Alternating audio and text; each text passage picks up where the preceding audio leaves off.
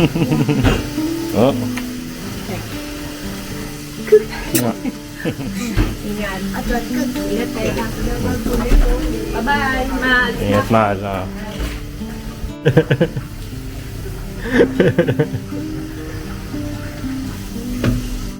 Ayan, magandang araw po sa inyong lahat. And good morning po sa inyong lahat. And ngayong araw nga na to ay unang araw pala na wala na akong trabaho. Pero okay lang kasi by May naman mag-start na rin ako sa bago kong trabaho. Yun nakwento ko sa inyo last time, yung picking. Kaya medyo pahinga muna tayo ngayon.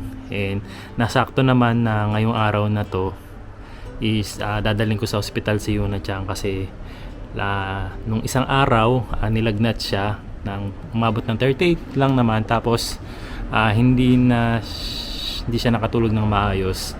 Tapos kinabukasan nun hindi na namin siya pinapasok, which is kahapon nga yun. And masama na yung lalamunan niya, medyo parang may plema na at sinisipon na siya. Tapos ngayong araw na to sabi ng school wag daw munang papasukin kasi possible daw corona, ganyan. Kaya ngayong araw na to is dadalhin ko siya ngayon sa ospital para mapa-check up siya. And mabigyan siya ng tamang gamot para sa ubos at sipon niya. So nakikita naman namin is parang mild lang naman yung kanyang sipon sa kaubo, hindi naman siya malala. Hindi na rin siya nilalagnat at medyo genki na naman si Yuna-chan. Kumbaga hindi na siya katulad nung isang araw na parang medyo nanghihina na naman. Anyway, sakto naman talaga na ngayon wala akong pasok is madadala ko si Yuna-chan sa ospital kasi si Mama Aya may pasok siya sa trabaho, saka si Kuya AJ pumasok na nga kanina. So yun, kasama ko si Mama Emily, dadalhin namin sa ospital si Yuna-chan ngayon. Ayan, samahan nyo kami tapos update ko kayo kung anong magiging check up ni Yuna-chan sa ospital. Tara. Sige, baba na.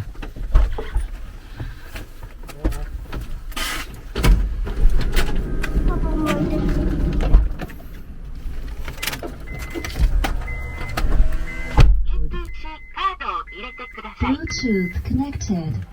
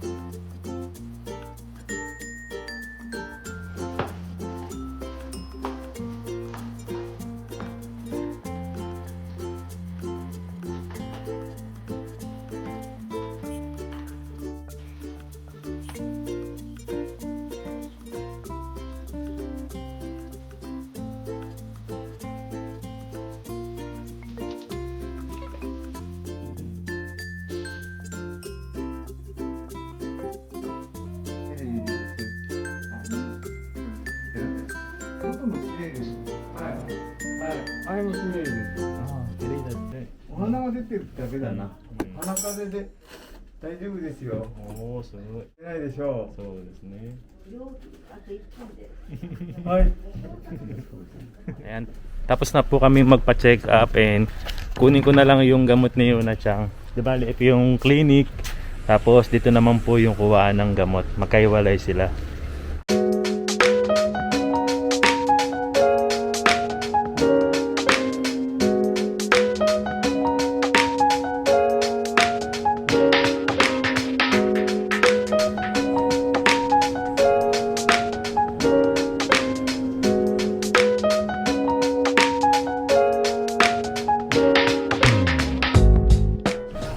Yan, may gamot na po tayo ni Yuna-chan. Makakainom na siya ng gamot. Ayan, eto di bali yung gamot ni Yuna-chan. Di bali ano isa sa umaga, saka isa sa gabi. For 7 days. Di bali 14 pieces siya na powder type. Ayan. Oh. Isang piraso ma. Ito. Ayan. Para makainom na siya ng gamot. Nakakain na naman siya ng almusal kanina eh. No? Wait lang. Ne? Nakiguan tabi ta de siya. Yan.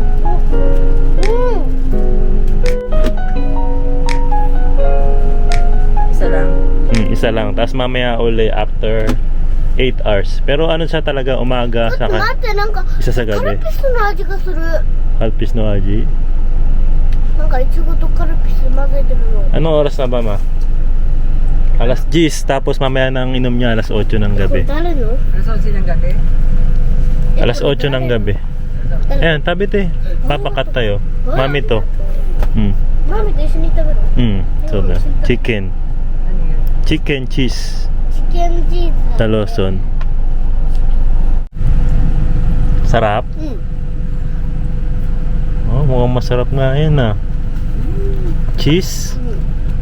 なんか中にチーズ入ってたほら。 Ah, merong cheese sa loob. うん。 Masarap? うん。 Natikman mo ma? Masarap no? Ayan o, sa Lawson yan. Bago ata nila to sa Lawson. これ Try nyo, napakasarap no? みんな見せてあげる。 Sarap no? Ayun, si Yuna Chang naubos ang... Check ko lang. Cheese yan, syempre. Kaya paborito niya yung cheese. じゃあ中見せてよみんな。 Ah, sige, pakita mo sa kanila yung loob. Papakita mo, be. Oh, galing. Sino? Oh boy, oo nga, may cheese nga ano. Parang di na, wala naman. Doko, cheese oh.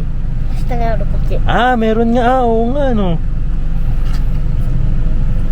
Kaya pala nagustuhan niya eh. ほらほら。 Ah, oo, ayun na, cheese. Yun, no. Wow, sarap. Wow! Naubos niya. Ay, nagto-cheese. Natutunaw nga yung cheese.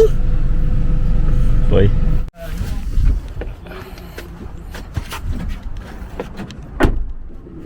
Lunch time! Request ni Yuna sa ni Mama. Dito daw kami kakain sa sushi. 神戸。 Kobe sushi. 神戸する。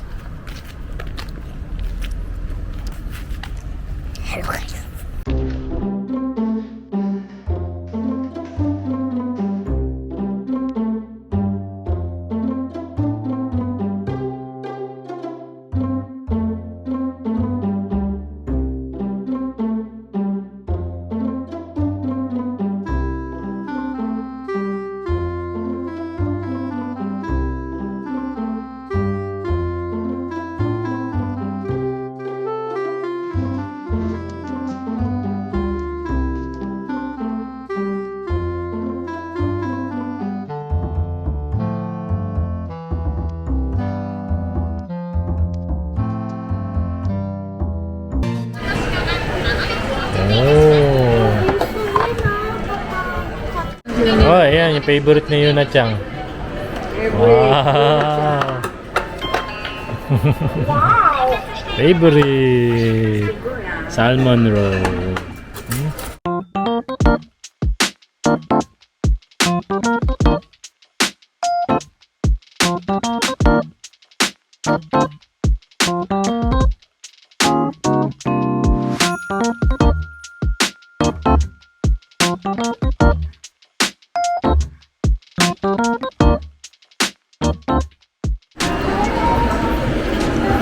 Ay, very good naman yan, no? Kumakain siya ng kabutsa. Wow! Amazing! Kabutsa oishi? Oishi ne. なんかクランチ。 Hmm? クランチ。 Crunchy? Crunchy daw yung kabutsa. Very good to. Kumakain din siya ng kabutsa, oh. Tapos meron din siyang soup. あと Ate sila ni Mami. 見たのなんかこれ硬いクランチ。 Crunchy ne. スープみたいな。 Ba? Gagaling agad to, ma. No? Gagaling agad si Yuna Chan kasi kumakain siya ng vegetable, で Binigyan ko siya kahapon ng ganyan. ね saka ng soup. Boy, bilis magiging kito. Suka na? ペイペイが Baby, suka na? Ayan na yung dessert natin. Wow! Yuna Chan ice cream. 仕事 Ito yung sa akin. おやつじゃないな。 Mm. これあれ、なんかそうそう一緒みたいのはキノコ。 So. Ayun kay mama, chocolate cake. バイバイ。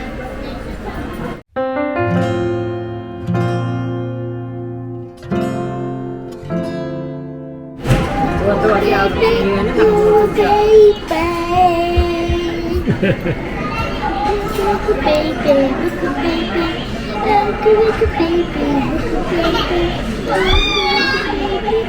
Baby, look, baby, look, baby. Baby, ooh, baby. So ayan, nandito na kami ngayon sa bahay nila Yuna Chang saka ni Mama Emily. And kaninang umaga pala may sinasabi si Kuya Iggy sa akin. And sabi niya, na-miss daw niya ang Jollibee. No? Parang gusto ata umuwi kami ng Pilipinas. Pero syempre kahit dito naman kami sa Japan, pwede naman naming makain yung Jollibee style talaga. Katulad last time, hindi naman kami makakauwi ng Pilipinas para kumain ng Jollibee, kaya naisip ko na gawan na lang sila ng Jollibee style. No? Jollibee style chicken saka spaghetti para sa dinner namin ngayon. So luto tayo ngayon ng Jollibee chicken style. So dahil meron nga tayo dito binibenta na chicken na parang ala Jollibee talaga, yun yung lulutuin natin. Ayan, papakita ko sa inyo kung paano natin lulutuin yan. So, medyo malambot na siya. Ayan, natanggal na yung frozen niya. Pagka-frozen niya. And, yan, salin muna natin para makita nyo kung gaano kalalaki yung cut nito. Na parang nasa Jollibee ka talaga. Ayan. Pag binuksan mo yan, maamoy mo na talaga yung aroma ng marinated chicken. Yan, no? Tapos, ugas muna tayo ng kamay.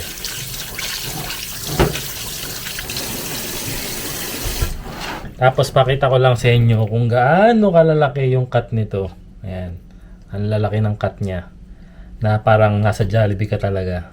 Ayan, oh. Pati yung wing part, yung drumstick, malaki na talaga siya. Tapos yung thigh part niya. Ayan. Tapos, so dahil marinated na to, iluluto na lang natin. So, bakit nga siya parang Jollibee style chicken? Ginagawa ko dito, may lasa na nga siya, sabi ko nga sa inyo, lalagyan ko na lang siya ng breadings. So, ang nilalagay ko, ito. So, yan. Ito, di bali, mix na to ng harina saka ng,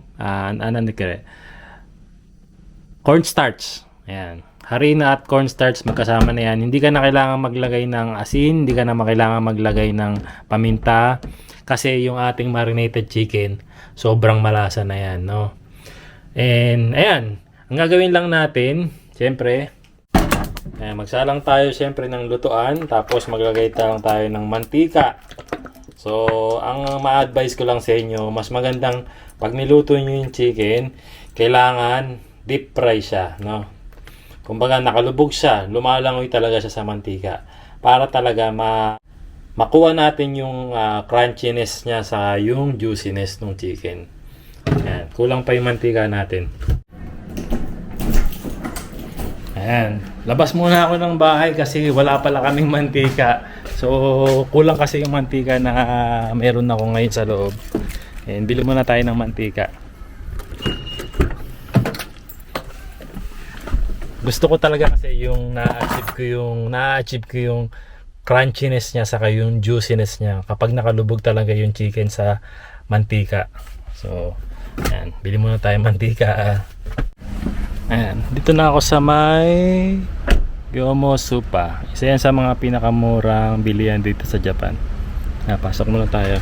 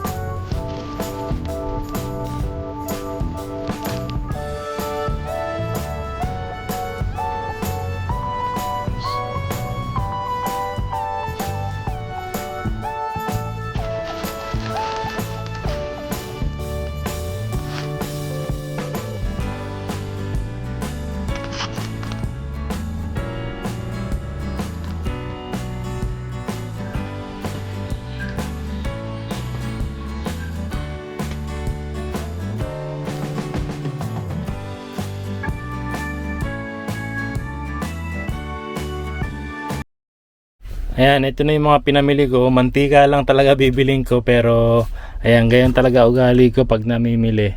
Sinasabay ko na kung ano yung wala. Ayan, katulad ko sibuyas, nagkakalaga siya ng 199. Ganyan karami. Tapos 3 pirasong carrots, 199. Talong, 270 yen, 4 na piraso. Tapos bumili na rin ako ng frozen na mussels, yung tahong for 368 yen. Itong fried onion rings, 258 yen. Yung cheese nasa 528 yen. Ito nasa 100 yen. Lemon tea, fruit mix, juice, 100 yen. Kasi ito nasa 528 yen ata ito, mantika, for 1,650 grams. Ayan, pauwi na ako para makaluto na nitong ating Jollibee style spaghetti and chicken. Ayan, na-request ni Kuya AG. And sa tingin ko, magugustuhan dito ni Yuna Chang, ni Mama Aya. Ayan, matagal din kaming hindi nakapag-spaghetti Tapos itong fried chicken na to,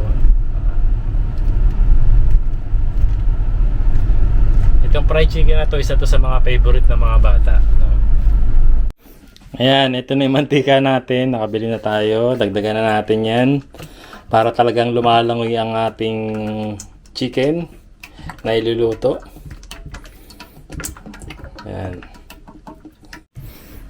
So yan, sabi ko nga sa inyo kanina, marinated na yan. Ang gagawin lang natin ay malasang malasa na kasi ito eh. Lagay na natin yung ating harina na may cornstarch. Ayan, balutan lang natin yan. Ayan, ihalang na natin yan, tapos balik-balik na rin lang natin yan. Talagang nakalubog yung ating chicken kasi gusto ko talaga juicy yung kalalabasan ng chicken natin.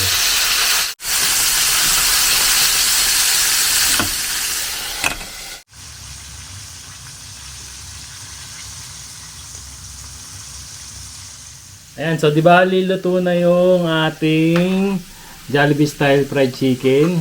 Ayan, malutong-lutong yung itsura niya na wing part, tapos thigh part, saka drumstick.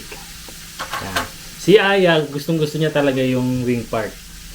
Tapos ako naman, ang gustong-gusto ko talaga yung thigh part. No? Kasi mabalat siya, tapos malaki yung laman niya. Tapos sila ko Yuna Chang, saka si Kuya AG naman, ang gustong-gusto nila itong drumstick. Ayun, tapos nagluto na rin ako yung binili natin kanina na onion ring. Nandyan. Tapos siyempre, dahil Pilipino tayo, hindi mawawala yung white rice. Ayan. Kain tayo. Ayan, pakita ko sa inyo kung gaano kalutong itong fried chicken na binibenta natin dito. Siyempre, mas masarap yan kapag sinamahan natin itong chili garlic. Ayan, crispy chili garlic ng NC Garlic. Kaya kung gusto niyo bumili nito, visit lang kayo sa kanilang Facebook page. Napakabango pa rin. Napakatagal na sa akin ito. Matagal na sa akin to, nasa 2 weeks na ata, pero ang bango pa rin. Lagyan natin yung rice natin.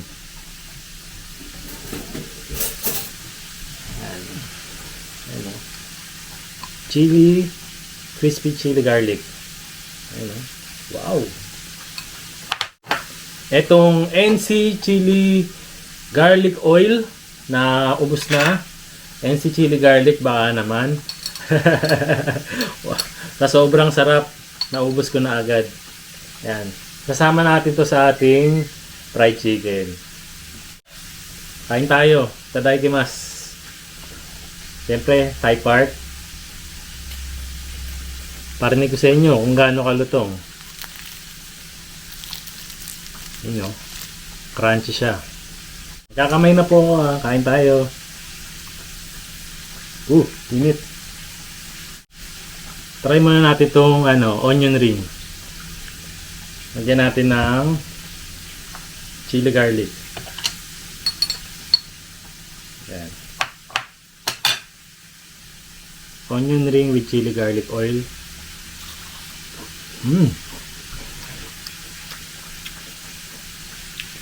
Nabibili sa Gyomosupa to. Onion rings. balik tayo dito sa chicken. Yan. Oh. Muusok-usok pa. Siyempre hindi tayo pwede mawalan ng partner natin sa chicken, yung Mang Tomas. May nakasalang pa ako ngayon doon para sa kakainin nila Mama Aya. Yun na sa Kuya AG. Nauna lang ako kasi gusto ko lang ipakita sa inyo kung gaano kasarap tong chicken na niluto natin. Ayan. Uy. Ayan. Chicken plus Mang Tomas.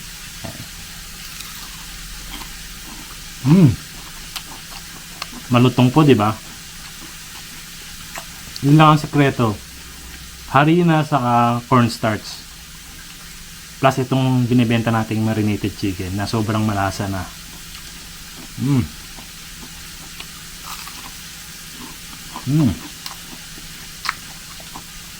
Tapos garlic rice.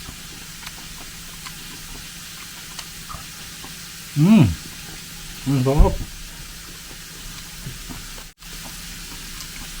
Ang crispy.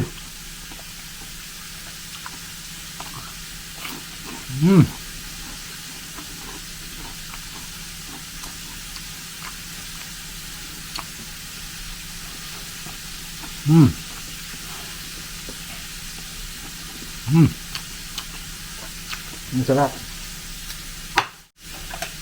Chili garlic oil.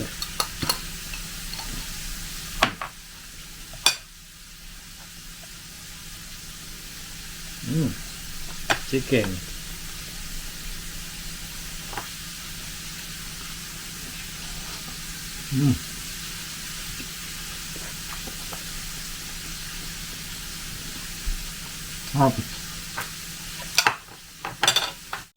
Ayan, chicken ulit tayo.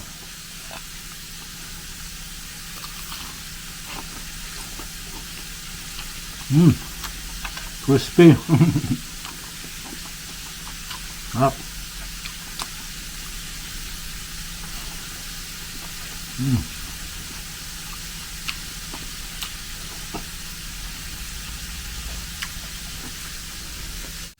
Yung spaghetti nga pala, hindi muna ako nagluto kasi mamaya ko na nalulutuin pag pauwi na sila Kuya AG saka sila Mama Aya. Request ni Kuya AG kasi yun eh. And ayun nga pala, kung gusto nyo rin bumili ng ganitong chicken, yan, mag-message lang kayo sa ating line application. Pwede kayong order kahit ilang pack, no? Pero mas makakamura kayo sa shipping fee pag umorder kayo ng 2, 3, 4, 5 kaysa sa isang pirasong pack lang. Kaya ayun, paunahan lang kasi limit lang yung stocks na meron tayo nitong marinated chicken. Yan, ulitin ko, message lang po kayo sa line application po natin. Yan. Para matry nyo itong chicken natin. Ang dami nang bumili and maraming salamat po sa mga bumili last time.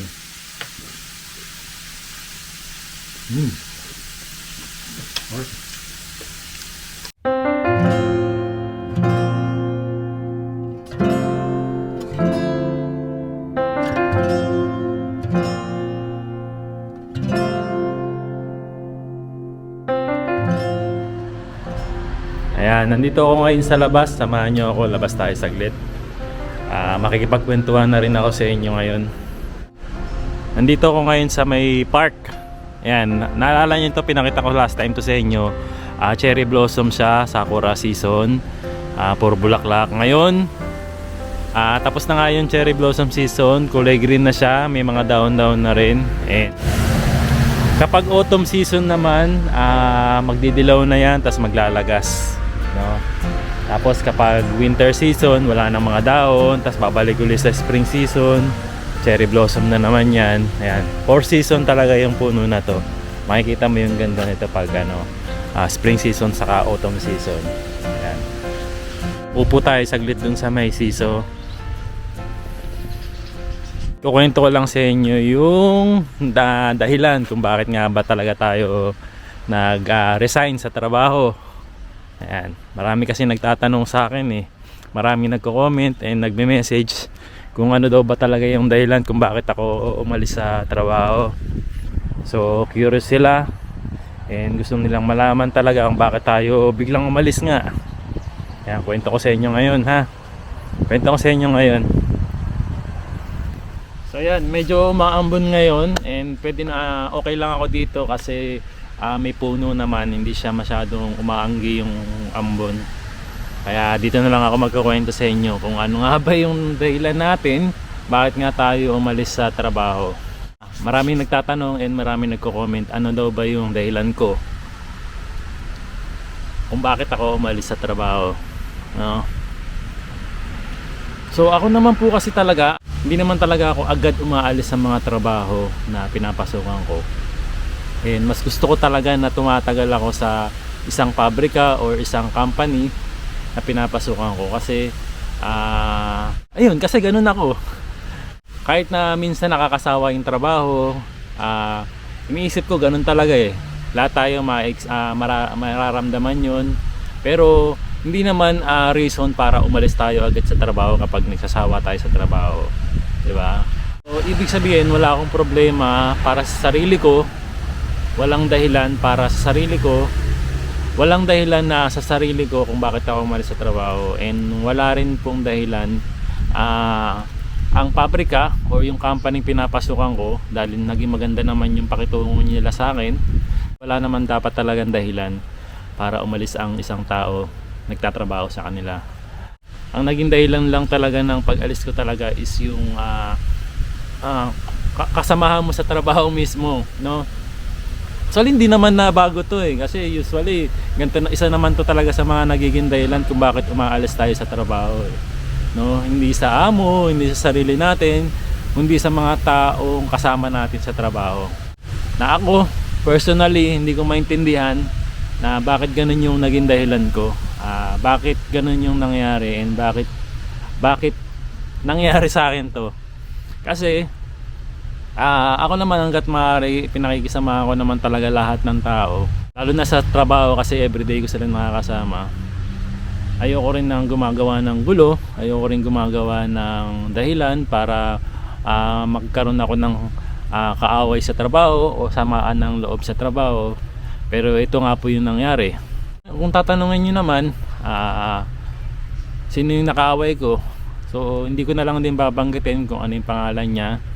And kung tatanungin nyo naman kung anong lahi ba siya, Pilipino ba siya, Japanese ba siya, ibang lahi ba siya, kasi iba-iba yung lahi ng nakakasama ko sa trabaho ngayon eh. Pero ang isa sa kinagulat ko talaga is kapwa ko pa Pilipino yung naging dahilan para umalis ako sa trabaho ito. Medyo hindi ako makapaniwala at hindi ko maintindihan pa rin hanggang ngayon kung bakit siya pa yung naging dahilan ng pag-alis ko ng trabaho. Kasi ganito po yun, no? At naman kasi tayo, meron tayong mga dahilan. Kaya naisip ko rin na ikwento sa inyo to. Gusto ko rin sanang maintindihan ano nga ba talaga yung naging dahilan, bakit siya nagalit sa akin. Kasi nagalit yung kasamahan ko ng Pilipino sa akin. Nagalit siya ng hindi ko alam yung dahilan. Nagalit siya ng hindi ko totally alam 100%. Hindi ko alam 100% yung naging dahilan niya. Bakit siya talaga nagalit sa akin. So umalis na lang po kasi talaga ako sa trabaho para umiwas, no? Kasi ayoko talaga ng gulo. Ayoko ng sama ng loob. Gusto ko magtrabaho everyday 100% na magaang yung pakiramdam ko, lalo na sa mga nakakasama ko sa trabaho. Kaya rin ako umalis dahil nga nararamdaman ko na hindi na 100% na magaang yung loob ko sa pagkatrabaho. So 1 month ago nagpaalam din kasi ako. 1 month ago nagpaalam ako sa Kaisha or sa pabrika. Sabi ko meron na ako, hindi na ako mag-resign na ako kasi may problema ako sa isang kasamahan ko, which is parang naintindihan naman nila kasi parang meron na rin palang record talaga tong kapwa ko Pilipino, kapwa natin Pilipino na ganun yung ugali niya na alam nila. Pero yun nga, sabi ko nga sa inyo, hindi ko alam 100% ano yung dahilan niya bakit siya nagagalit sa akin. Kaya yun, tulungan nyo ako, kakwento ko lang sa inyo ng mabilisan yung nangyari. So 2 years na ako dito sa pabrika, and yung mga unang araw ng pagpasok ko dito, medyo naramdaman ko na rin naman talaga na meron siyang hindi magandang ugali. Kasi siya yung tipo na gusto niya lagi siyang tama, gusto niya laging siya pinakikinggan, gusto niya lagi siyang masusunod sa mga mangyayari doon sa loob ng trabaho sa pabrika. Which is ako, okay lang naman kasi sanay naman ako ng sumusunod lang din sa mga trabaho. Hindi ako yung tipo kasi talaga na nagmamarunong, lalo na ako hindi naman talaga ako marunong. Mas gusto ko talaga na sumusunod lang ako sa trabaho talaga, no? Ayoko nang parang leader-leaderan kumbaga, kasi alam kong isa yun sa mga nagiging dahilan kung bakit naiinis yung mga kasama natin sa trabaho. Yung tinatawag ba na Jollibee. Yung parang bida-bida. So yun na lang itatawag natin sa kanya, Jollibee. Kasi parang ganun yung unang naging impression ko sa kanya, para siyang bida-bida. Nung mga ilang araw pa, tinanong ako nung mga ilan natin mga kababayan na nagtatrabaho dun kung okay lang daw ba ako sa trabaho ko. Sabi ko ayos lang naman, kaya lang meron lang ako napansin na hindi maganda doon sa ugali ng kasama niya namin. And ang sabi naman nila, ganun din daw ang naramdaman nila doon sa tao na yun, na ganun daw talaga siya makisama sa mga tao, parang bida-bida.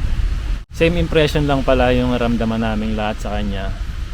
And pa-password ko na lang din nung nalaman niya kasi na ako kasi ayoko talaga sinasabi na nagbablog ako, lalo na sa isang pabrika. Kaya lang hindi may iwasan na yung ilan sa mga kababayan natin nakilala ako dun sa loob ng pabrika na vlogger daw.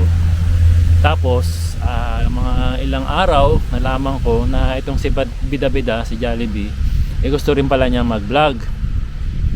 Sabi ko, sige, tutulungan kita kung gusto mo mag-vlog para makilala ka, magawa mo yung gusto mo.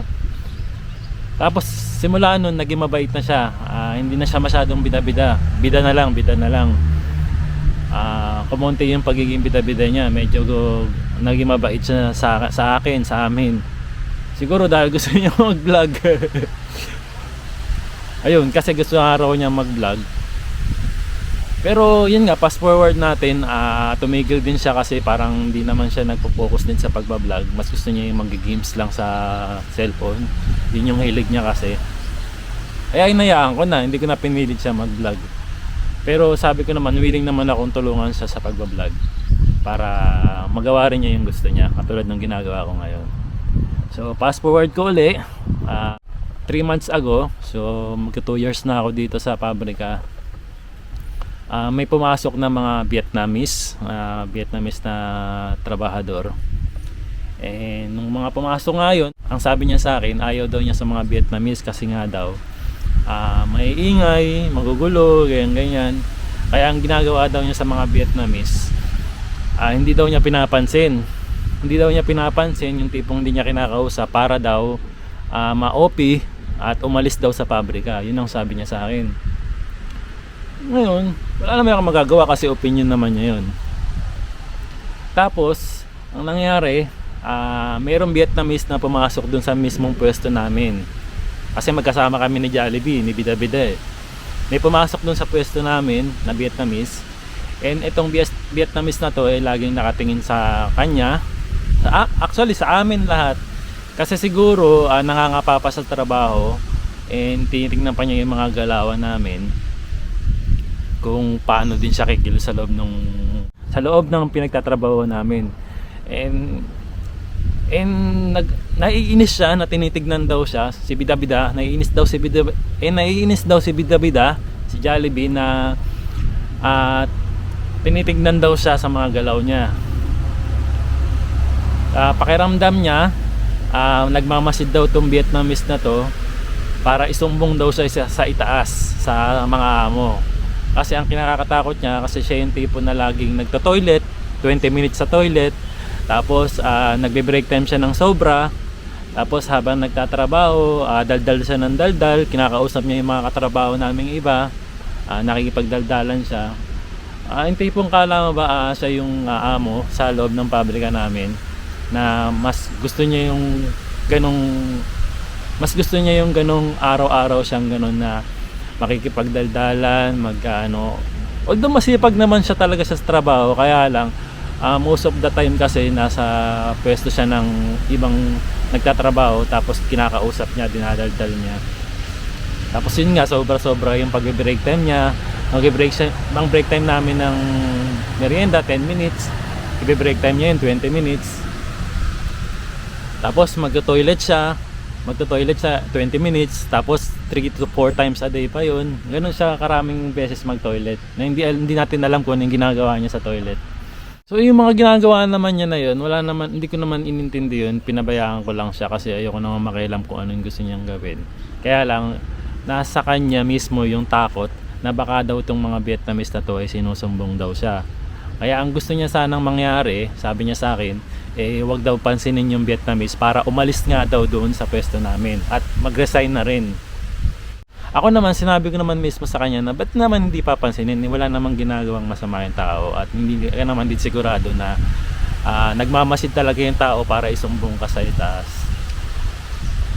Basta raw, sabi niya gano'n, hindi daw niya papansinin. So hinayaan ko siya, hindi niya pinansin yung Vietnamese. Pero ako siyempre kailangan kong pansinin yung Vietnamese dahil yung Vietnamese katrabaho ko and wala naman din ginagawa sa akin. Walang dahilan para hindi ko siya pansinin. So kinakausap ko lagi si Vietnamese. Mga ilang araw, hindi na rin niya ako pinapansin, ni bida-bida hindi na niya ako pinapansin. Hindi na rin niya ako kinakausap sa trabaho. So yun. yun lang yung pinakahuling namin, na hindi na niya ako pinapansin, na hindi ko alam kung ano yung dahilan. Tapos dahil hindi niya ako pinapansin, ako naman pag hindi ako pinapansin, hindi ko na rin pinapansin kasi ayoko naman mag-feeling papansin pa sa mga tao, di ba?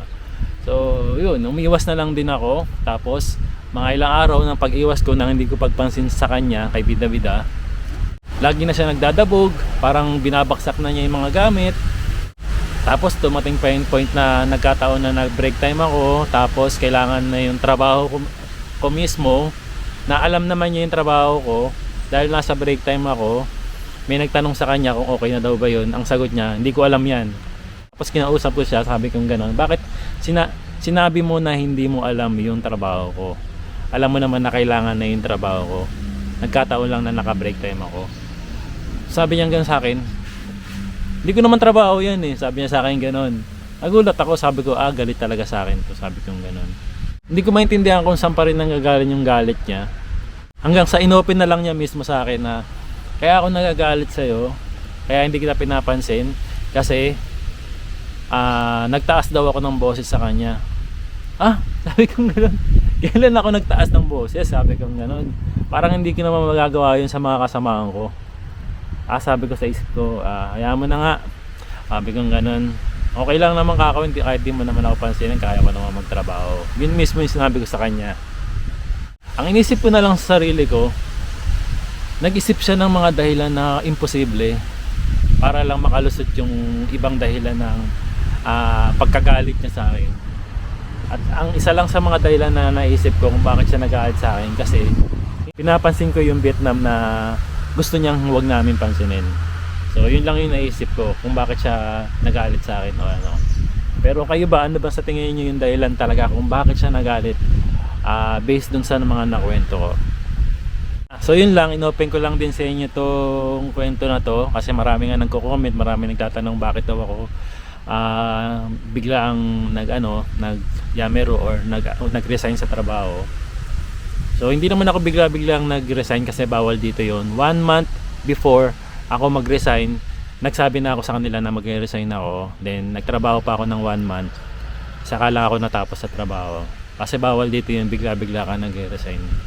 Sabi ko nga sa inyo, na-open ko lang tong kwento na to, pero para sa akin, kinalimutan ko na to. Inalis ko na rin yung sama ng loob ko nung umpisa.